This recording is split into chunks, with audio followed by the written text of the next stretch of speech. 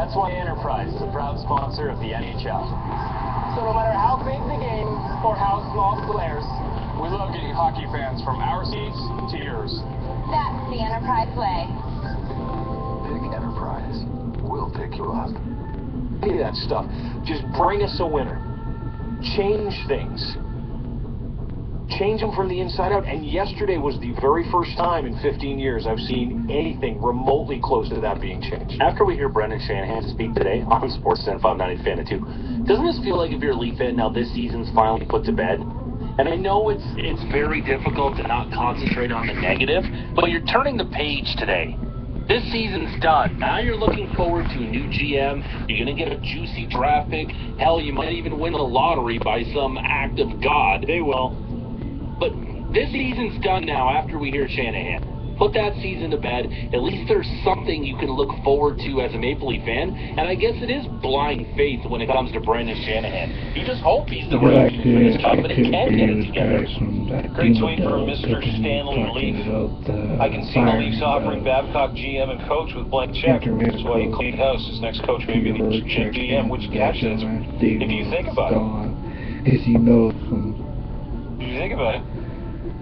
For when Pierre was named interim head coach after the fire at Carlisle, I felt like, okay, he's going to turn around. He's going to turn this Leafs team around.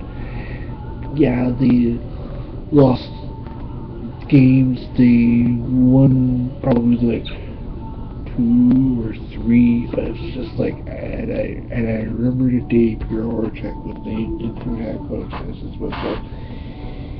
He's going to turn this year's Maple Leafs team right down to the ground. Chris Johnson wrote a great article. I tweeted it at Edstein Blundell. You can check it out. Or go to sportsnet.ca, where he said all the hockey decisions will be left with Brendan Shanahan. Every one of them. So what does that say as far as the general manager duties? And who's going to want that? Maybe Mike Babcock can have like a Patrick Waugh thing going on in Colorado, where he's right in the player personnel decisions. Maybe he wants that. Seems logical. Mike Johnson joins us, NHL insider. That's like $5 million a year. That'll help too. Yeah, money. Yeah. What do you got? We got lots of money. A lot of cheddar. I'm in. Mike Johnson joins us. Hey man, how are you? I'm doing well. How you guys doing? We're good. Leafs shook it up good and well yesterday, didn't they? Yeah, I'm better than just about any employee of the Leafs front office as of last week. Yeah, definitely. I mean, we're not surprised, given the year they've had, given that. You're not surprised at the depth of it?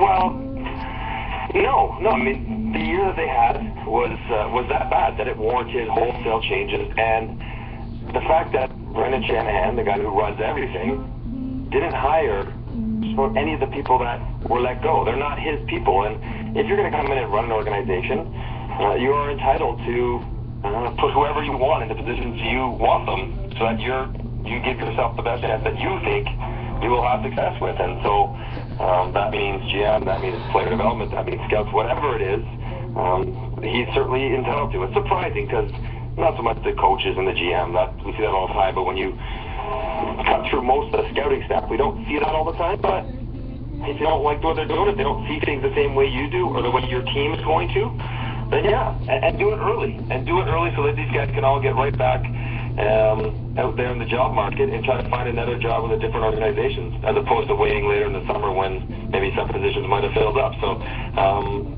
surprised at the depth of it, but when you think about their year and how it went and who's doing it, maybe not. Are you saying 9-42 wasn't good to end the season? Well, I'm not a math major per se, but last time I checked, that generally is not what you're after. And you know what? If that's the level of dysfunction you have, a really clean slate is important. And you can go back to the way the Leafs are drafted over the past 10, 15 years. You can go back to the moves that they've made, and with some of those draft picks, with the Tuukka Rasks of the world. And there's a case there for a guy like Brendan Shanahan to say, okay, proof positive. Now I'm going to start fresh.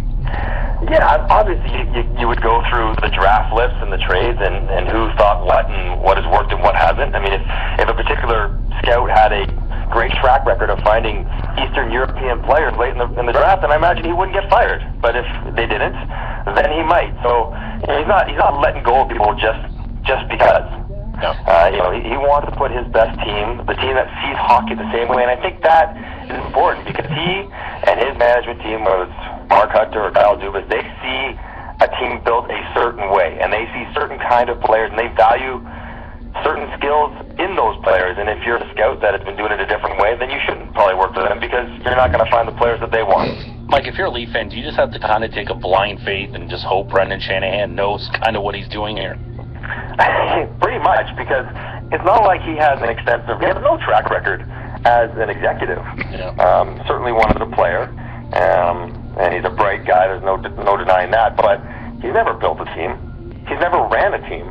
And so, just like the ownership has put their faith in Brendan Shanahan, so must the fans and anyone else who's going to work there, because you're trusting that he's got some sort of program that's going to be able to be implemented and be successful. What that is, we don't know because we've never seen it, and he doesn't really talk a lot about it, and nor should he. He doesn't have to explain it to anybody other than his bosses, but he doesn't really explain what he's after and what he's going to do and how he plans on going about rebuilding these things. But so you are just kind of trusting that they hired the right guy, and that right guy is Brendan Shanahan, and he knows what he's doing. He has to show it, though. He hasn't been an executive, he hasn't been a president, hasn't been a GM. He's never put together a team before, so this is his first crack at it. It's a pretty big spotlight to do it for the first time.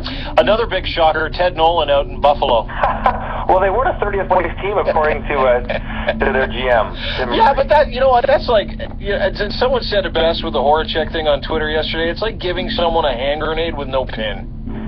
Yeah, that's why I was being facetious there. Of course, they're a 30th place team. They're a 35th place team if you could allow American League teams to play. They were awful. Yeah. They were really, really, really bad. And so you can't put their record at all on the coach. All you can do is say, we're sorry we gave you an awful team. We're sorry that you had nothing to work with, but you're not my guy. Fresh. And that's okay, too. Yeah. There's nothing wrong with that. We're going to get Eichel and McDavid, and we want to turn things with a different voice to kind of just wipe the slate clean of all the poison that went on down there as far as just lack of success on the ice. And that's totally fine, but don't give me you underachieved. Yeah. Is Mike Babcock? That's not fair. And I think anyone who watches the Buffalo Sabres play knows that you looked at their roster some night, and they were not an NHL team, and so you're not expected to win, and they didn't want to win. He did exactly what he was supposed to do. And that's the cheap. That's enough to be last, guaranteeing a top 2 pick. He did his job properly. That's the cheap part of what Tim Murray said to me. It said that to me anyway yesterday, not to me. He didn't phone me and go, here's why. I mean, that was the cheap part of his statement yesterday, saying this is an underachieving team. He didn't do. Effectively telling everybody he wasn't a very good coach. And when the cupboard's bare, it's hard to cook a great meal. Well, that's quite an analogy, but yeah, absolutely. And I don't think anyone would have been offended if he said, listen, we had a plan, we were going to rebuild, you didn't have a great team in front of them, but we're going to move forward with a fresh voice. And I don't think anyone would be offended by that. Well, and in essence, that's what he did. What Ted Nolan did in Buffalo was exactly what he was asked to do, exactly what he was shown that was what the game plan was, which was to lose.